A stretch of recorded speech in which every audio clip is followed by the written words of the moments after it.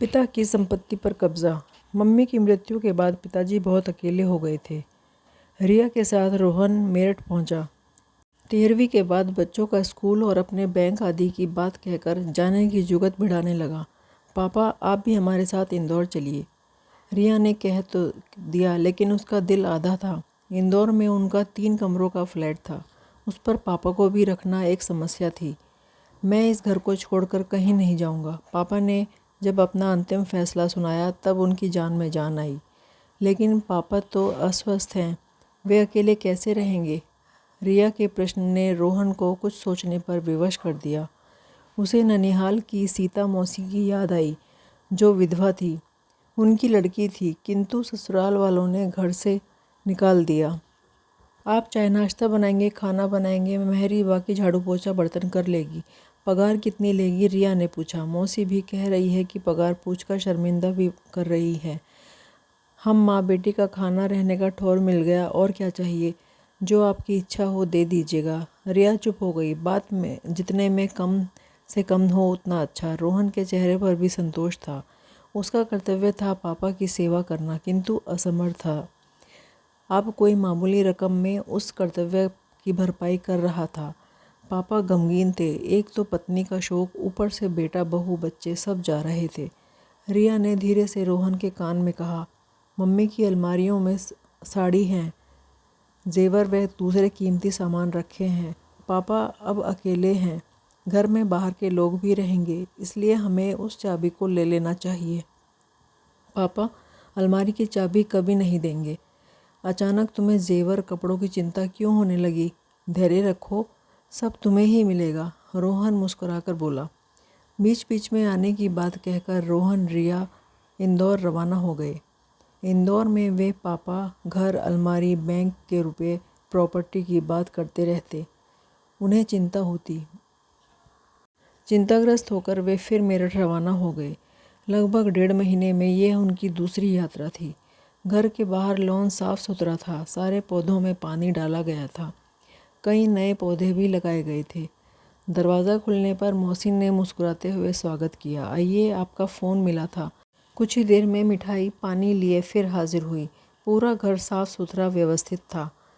उसकी लड़की ने चाय बनाने से पहले सूचित किया, बड़े साहब सो रहे हैं। रिया ने माँ बेटी का निरीक्षण किया। दोनों ने बढ़िया कपड़े पहने थे, बाल भी सुंदर तरीके से सेट थे।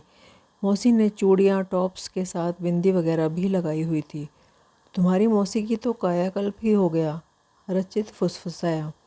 भूखे नंगे को अब सब कुछ मिलने लगेगा तो कायाकल्प तो होगा ही, रोहन ने मुंह बनाकर कहा। दोनों असंतुष्टों की तरह चाय पीते पापा का जागने का इंतज़ार कर रहे थे। पापा को देखकर उन्हें आश्चर्य हुआ। वे पहले से अधिक स्वस्थ और ताज़ा तरम लग रहे थे। पहले के झुके झुके पापा अब तन कर सीधे चल रहे थे। मम्मी के जाने के बाद जैसे हंसना ही भूल गए थे पापा। अब मुस्कुराते हुए पूछा, बड़ी जल्दी मिलने चले आए? अब आप अकेले हो गए ना, तो हमने सोचा अकेले कहाँ, सीता और उसकी लड़की सरू है, उसको यहाँ इंटर कॉलेज में डाल दिया है। शाम को 1 घंटा पढ़ा दिया करता हूँ, तेज़ है। पापा सरू का गुणगान करते रहे और फिर उसे पढ़ाने बैठ गए।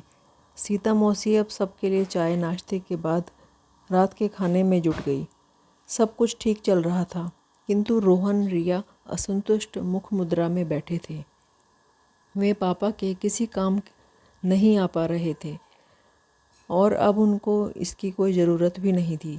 रात को पापा सीरियल्स देखते हुए सीता से उसके बारे में पूछताछ करते हुए खूब हंसे। सरू से पढ़ाई संबंधी बातें भी करते रहते। जीवन के निराश पापा को जीने की वजह मिल गई थी। रात में खाना खाते समय सब चुपचाप थे। खाना स्वादिष्ट और मिर्च मसाले रहित था। सीता मौसी एक एक गरम गरम रोटी खिलाती रही। अंत में खीर परोसी गई। पापा संतुष्ट व खुश थे। रोहन, रिया संदेहास्पद दृष्टि से सीता को घूर रहे थे। रात में टीवी कार्यक्रम में चर्चा सीता और सरू से करते पापा कई बार बेटे और बहू की उपस्थिति ही भूल गए। नाती पोतों का हालचाल भी नहीं पूछा। रात में सोते समय रोहन ने बोला, यदि हम उसी समय पापा को अपने साथ ले चलते तो आज इस तरह माँ बेटी में इन्वॉल्व ना होते। अरे यहाँ क्या बुरा है, स्वस्थ हट्टे कट्टे हैं, खुश हैं, वहाँ 3 कमरों के डब्बे में कहाँ एडजस्ट करते। रिया बोली, तुम तो मूर्ख हो, तुमसे बहस करना बेकार है।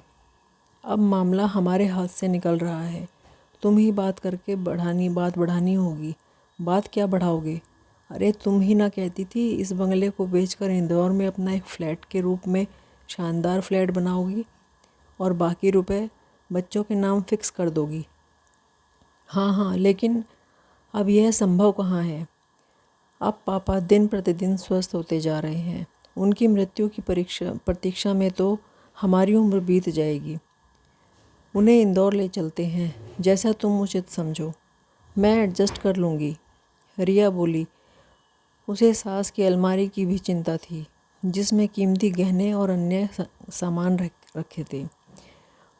उसे उन्हें देखने की, भालने की प्रचुर इच्छा थी, किंतु सासू माँ के रहते इच्छा पूरी नहीं हो पाई और अब स्थितियाँ प्रतिकूल हो रही थी। अगले दिन दोनों ने सीता मौसी का सेवा भाव देखा। नाश्ता खाना, पापा के सारे कपड़े, बेडशीट, तौलिया आदि धोना, पापा के पूरे शरीर और सिर में जैतून के तेल की घंटे भर मालिश करना। उस दौरान पापा के चेहरे पर अपरिमित सुख शांति छाई रहती थी, किंतु तुरंत ही गुनगुना पानी से स्नान करके, जिसमें सीता मौसी पूरी मदद करती थी। फिर उनका हल्का नाश्ता कराना, यानी चपाती, सब्जी, ताज़ा मट्ठा आदि। किंतु सीता मौसी ने रिया के लिए अलग से देसी घी का हलवा और पोहा बनाया था। सब ने मज़े लेकर खाया। रोहन समझ गया था कि पापा के स्वास्थ्य में निरंतर सुधार का कारण क्या है। वह उनकी इतनी सेवा कभी नहीं कर सकता था। तब भी हिम्मत जुटाकर उसने शब्दों द्वारा पापा को बांधने का प्रयास किया। आप यहाँ कब तक दूसरों की दया पर निर्भर रहेंगे? हमारे साथ इंदौर चलिए, वहाँ नाती पोतों के साथ मिलेगा, सब साथ रहेंगे। मैं किसी की दया पर निर्भर नहीं हूँ। सीता काम करती है, उसका उसे पैसा देता हूँ। वहाँ तुम्हारा घर छोटा है, तुम लोग मुश्किल में पड़ जाओगे, इसीलिए तो अपने फ्लैट के ऊपर वैसा ही एक फ्लैट बनवाना चाहता हूँ, सरू ने कहा। बिल्कुल बनवाओ, पापा ने कहा। इस बंगले को बेचकर जो रकम मिलती उसी से फ्लैट बनवाता। यदि आप हम लोगों के साथ चलकर रहते। मैं अपने जीते जी यह बंगला नहीं बेचूंगा। तुम लोन लेकर अपने बलबूते पर फ्लैट बनवाओ। आखिर बैंक ऑफिसर हो, अच्छा कमाते हो, लेकिन 2 घरों की देखभाल, उसकी चिंता तुम मत करो। एक आशा खत्म होते ही रोहन व्यग्र हो गया। कम से कम अलमारी की चाबी ही दे दीजिए। रिया अपने साथ मम्मी के गहने और जेवर ले जाना चाहती है। तुम्हारी पत्नी के पास कपड़े गहनों का अभाव तो नहीं है, कम से कम मेरे मरने की प्रतीक्षा तो करो। रोहन रिया मायूस होकर इंदौर लौट गए। रास्ते में रिया बोली, पापा कहीं सीता मौसी से प्रेम का चक्कर तो नहीं चल रहा रहे। रोहन को रिया की बातें स्तरहीन लगी, किंतु वह चुप रहा। अगली बार वे बच्चों सहित जल्दी ही मेरठ पहुँचे। वहाँ सीता की माँ की साड़ी और गले में सोने की जंजीर पहने देख उन्हें शक हुआ। अच्छे खानपान से शरीर भर गया था, वे सुंदर लग रही थी। उनकी लड़की अच्छी शिक्षा दीक्षा के कारण संभ्रात और सुरुचिपूर्ण लग रही थी। आप में बड़ा परिवर्तन आ गया है सीता मौसी, रोहन बोला। उस वक्त पापा वहाँ न थे। कैसा परिवर्तन? वैसी ही तो हूँ, सीता ने विनम्रता से कहा। आप काम वाली कम और घर वाली ज़्यादा लग रही हैं। ऐसा कहकर पाप का भागी न बनाए। हम तो मालिक की सेवा में प्राणपण एक किए रहते हैं, इसीलिए कभी कभी इनाम मिल जाता है। सीता मौसी ने उनके घृणास्पद आपेक्ष को भी अपनी विनम्रता से ढकने का प्रयास किया। रोहन रिया के ईर्ष्या, संदेह और से दग्ध हृदय को तनिक राहत मिली, किंतु पापा रोहन की योजनाओं, प्रॉपर्टी, धन संपत्ति की बातों से चिढ़ गए। बोले, बेटा, बाप की मृत्यु के बाद ही बेटे की ताजपोशी होती है तू तो मेरे जीते जी ही व्यग्र हुआ जा रहा है। रोहन कैसे कहता। जीर्ण शीर्ण कुमलाए पापा को सीता मौसी अपने परिश्रम से दिनों दिन स्वस्थ प्रसन्न करती जा रही है, इसलिए दूर दूर तक उनकी मृत्यु के आसार नज़र नहीं आ रहे थे। उसके गाड़ी वाड़ी, बैंक बैलेंस आदि के सपने धराशायी हो रहे थे। पापा के जीवित रहते उसे ये हथियाना चाह रहा था, तो पापा के अड़ियल रवैये से वह ये सब संभव नहीं लग रहा था। रात को खाने के बाद साधारण बातचीत ने झगड़े का रूप ले लिया। रोहन अपनी असलियत पर उतर आया। बोला, पापा कहीं आप दूसरी शादी के चक्कर में तो नहीं हैं? यदि ऐसा है तो इससे शर्मनाक कुछ नहीं हो सकता। पापा की बोलती बंद हो गई। वे हक्के बक्के इकलौते पुत्र का मुंह ताकते रह गए, लेकिन फिर जल्दी ही संभल गए। बोले, आज तुझे अपना पुत्र कहते मुझे लज्जा का अनुभव होता है। एक निस्वार्थ स्त्री जिसने तेरे मरते हुए बाप को आराम से सुख के 2 पल दिए, उसे तू गाली दे रहा है, साथ ही अपनी जन्मदाता को शर्मसार किया। मैं तुझे एक पल यहाँ बर्दाश्त नहीं कर सकता। सुबह होते ही अपने परिवार सहित यहाँ से निकल जाओ। ऐसे पुत्र से तो निसंतान होना बेहतर है। पापा के रुख को देखकर रोहन की सिट्टी पिट्टी गुम हो गई। अगले ही दिन वे इंदौर लौट गए। फिर 1 वर्ष तक उसने मेरठ का रुख नहीं किया। सीता मौसी स्वयं फ़ोन करके पापा की खबर देती रहती थी। एक दिन पता चला कि पापा बाथरूम में गिर गए हैं और उनके कूल्हे की हड्डी टूट गई है। रोहन एक दिन के लिए आया।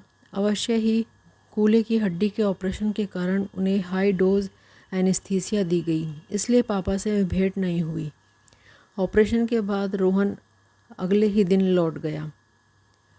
उसने एक वकील मित्र था, मनमोहन। उसने और सीता मौसी ने बढ़ चढ़कर पापा की सेवा की, इसलिए रोहन निश्चिंत भी था।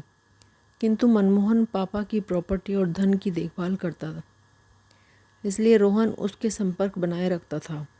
पापा फिर बिस्तर से उठ नहीं पाए, वे बिस्तर के ही होकर रह गए। सीता, मनमोहन ने रोहन, रिया को आने के लिए कहा, किंतु उन्होंने बच्चों की परीक्षा और अन्य व्यस्तताओं का बहाना बनाया।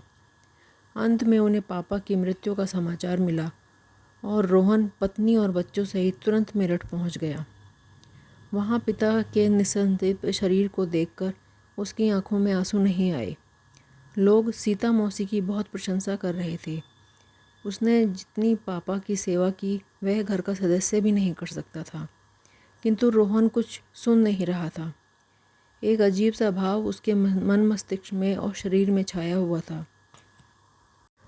गुरुतर भाव, सब कुछ मेरा। मैं इस घर, खेत खलियान, बैंक बैलेंस सब का मालिक। मेरे ऊपर और कोई नहीं। जो इच्छा हो सके, जो इच्छा हो वो करो। कोई डांट टपट, आदेश, अवज्ञा नहीं। रोहन को लगा कि जैसे वह सिंहासन पर बैठा है और उसकी ताजपोशी हो रही है। यह एहसास नया नहीं था। एक पीढ़ी के गुजर जाने के बाद दूसरी पीढ़ी के बड़े होने का यह सत्ता सुख हमेशा से ही ऐसा ही आनंदित करता है। तब बच्चे बुजुर्ग की मृत्यु से दुख नहीं वरन संतोष का अनुभव करते हैं। अचानक उसकी वक्र दृष्टि सीता मौसी पर पड़ी। उसने धीरे किंतु विषपूर्ण स्वर में कहा, 13वीं के बाद तुम माँ बेटी को मैं एक क्षण यहाँ नहीं देखना चाहता। इस तरह पिता की मृतदेह की उपस्थिति में उसने सीता मौसी, जिसने उसके और रिया के कर्तव्यों का बखूबी निर्वाह किया था।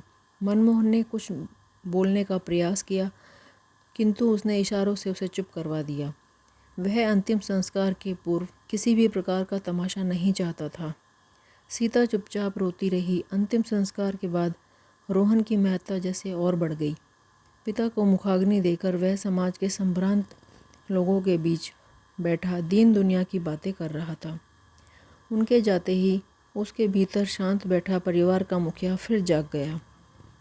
वह मनमोहन से पिता की संपत्ति का ब्यौरा लेने लगा और सीता मौसी को अगले दिन जाने को आदेश सुना दिया। मनमोहन ने उसे समझाया, रोहन रुक जाओ, 13वीं तो हो जाने दो। किंतु बिल्कुल नहीं। तुम्हें पता नहीं, इस स्त्री के कारण ही मेरे पिता मुझसे दूर हो गए। मुझे अंतिम समय कुछ न कर पाने का पितृकर्ण चढ़ गया। किंतु सीता मौसी ने अथक परिश्रम तो किया। वह तो कम से कम 13वीं की रस्म। कैसी 13वीं? उसके लिए हम फिर आएंगे। कितनी लंबी छुट्टी ना मिलेगी मुझे, ना बच्चों को स्कूल से। पर उसके पूर्व मैं घर लॉक करके जाऊंगा।